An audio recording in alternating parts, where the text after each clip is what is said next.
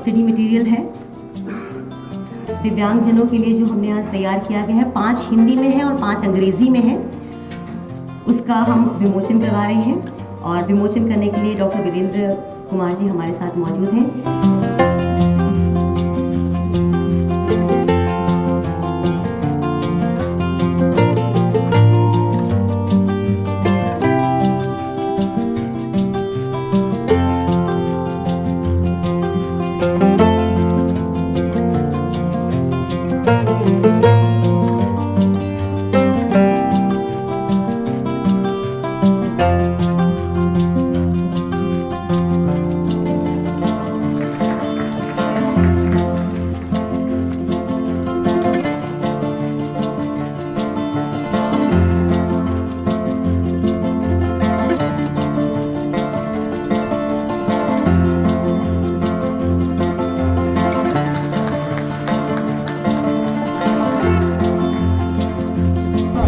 हमारे साथ social justice और empowerment minister doctor Virendra Kumar ji हैं। सर, आज जो ये प्रशिक्षण सामग्री जो पुस्तकें दिव्यांगजनों के लिए एक नए कायाकल्प में होकर आया है, इसकी क्या महत्ता है और इससे कितने लोग रीच कर पाएंगे? भारतीय पुनर्वास परिषद के द्वारा जो हमारे केंद्र सरकार के, राज्य सरकार के, स्थानीय निकायों के और जो हमारे क्षेत्र में काम करने वाले सेवा प्रदाता हैं, निःशक्तजनों के क्षेत्र में जो अपनी सेवाएं दे रहे हैं, उनके काम को और भी गुणात्मक रूप से प्रभावी बनाने के लिए 5 तरह के मॉड्यूल्स को पुस्तकों के रूप में जो पहले से चल रहे थे उसमें और संशोधित स्वरूप में 2 वर्ष के कठिन परिश्रम के उपरांत आज इन पुस्तकों का विमोचन यहाँ पर किया गया। ये पुस्तकें आने वाले समय में, जैसा कि पिछले 4 वर्षों में लगभग 12,910 अधिकारियों को प्रशिक्षण दिया गया, ये प्रशिक्षण आने वाले समय में लगभग 10,000 अधिकारियों को हर वर्ष प्रशिक्षण देने में सफलता के साथ में आगे बढ़ेगा, जिससे इस क्षेत्र में, निःशक्तजनों के क्षेत्र में जो भी अपनी सेवाएं दे रहे हैं, उनकी सेवाओं से समाज को निःशक्तजनों के क्षेत्र में और भी ज़्यादा प्रभावी ढंग से उसका लाभ मिल सकेगा। सर, क्या ये प्रशिक्षण जो है पुस्तकें, क्या इनका डिजिटल वर्जन है ताकि और बड़े के लोगों को पहुंच सके? जी हाँ, डिजिटल वर्जन भी है और आदरणीय प्रधानमंत्री नरेंद्र मोदी जी तो हर क्षेत्र में डिजिटलीकरण की जो बात कर रहे हैं, उस दिशा में भारतीय पुनर्वास परिषद ने पुस्तकों के साथ साथ इनको डिजिटल फॉर्म में भी इनको आगे बढ़ाया। सर,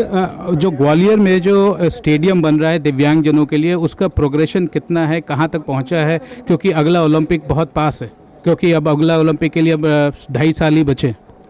देखिए, 31 मार्च और 2022 तक इसको पूरा करना है। ये अपनी समय सीमा में वैसे भी पूरा हो जाता, लेकिन बीच में जो कोविड के कारण व्यवधान आया, उसके कारण से थोड़ा सा इसमें समय जरूर लग रहा है। लेकिन मैं पिछले दिनों जब वहाँ पर निरीक्षण करने के लिए गया था, जो काम वहाँ पर चल रहा है, मैं निर्देशित करके आया हूँ कि हमारी दिन की पारी के साथ साथ रात्रिकालीन पारी में भी काम को आगे बढ़ाया जाए, ताकि निर्धारित समय सीमा में ये काम पूरा हो सके। और आपने जो बात आज सार्वजनिक बताया है कि प्रधानमंत्री को आप वहाँ लाना चाहते हैं, ले जाना चाहते हैं, वो बहुत बड़े इम्पोर्टेंट स्टेडियम को, one of its kind stadium का उद्घाटन के लिए। देश में ये अपने तरह का एक पहला दिव्यांग खेल केंद्र है, जहाँ पर दिव्यांगजनों के लिए, उनके लिए जिस तरह के प्रशिक्षण केंद्रों की आवश्यकता होती है, उन सारी बातों को ध्यान में रखकर वह प्रशिक्षण केंद्र बनाया जा रहा है। सारी सुविधाओं को वहाँ पर विकसित किया जा रहा है और हमारे देश के प्रशिक्षकों, कोच के साथ साथ